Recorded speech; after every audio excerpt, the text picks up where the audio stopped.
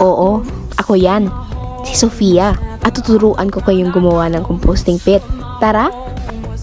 Bago ang lahat, siguraduhin may malalagyan ka na. Ito ang sakin, isang baldeng matagal na naming ginagamit.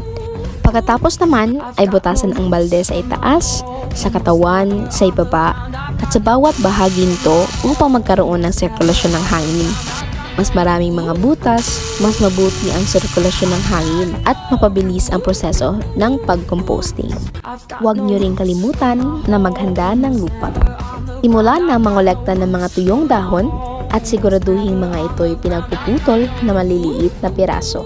Kung meron man kayong mga pagkain itatapon kagaya ng mga balat ng prutas, mga nasira o napanis na gulay, pati na rin ang mga kabibi ng itlog, ay huwag niyong basta-bastang itapon sa basurahan at itabi para sa composting.